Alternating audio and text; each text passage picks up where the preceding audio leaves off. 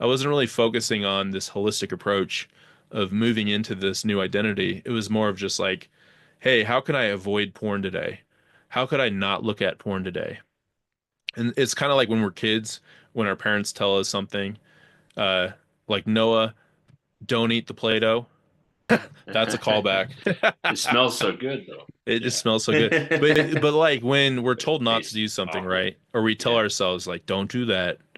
There's that built-in uh psychological component where we're like, well, I'm I gonna kind of do want that. to I kind of want to do it. Yeah. And Yeah. I think that's Yeah. a big part of like going into 2025 is like what can you do in your life to where Yeah. it's not really a question of I'm gonna avoid it today or I'm not gonna look at it today. It's like, well, what else are you doing in your life Yeah.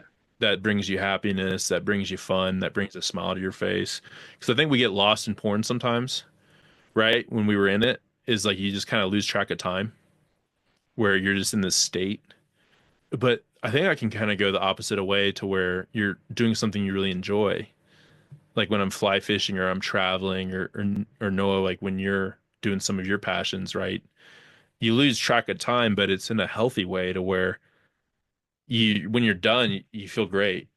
You don't Hmm. feel a sense of shame or that you have to now go tell your wife, you Yeah. could say, "Hey, I just had a great time fly fishing or playing sports, working out."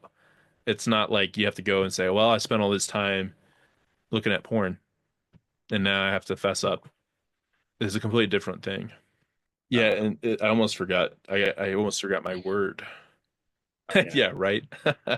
And maybe that's how we can kind of end it. So, I'm gonna give complete credit to my girlfriend who's gonna listen. She's super supportive. She listens to every podcast, which is just so That's cool. It awesome. means the word So to me, cool. the world to me. But she brought up this word undivided when we were together talking just a few months ago, and as something to strive for.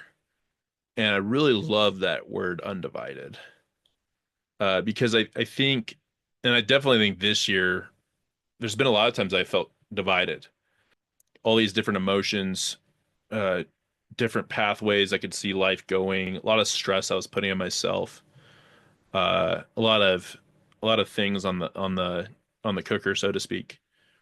And I think this year is just being more undivided of like when I'm doing something to do it really well, to have undivided attention to it, to have more of that focus.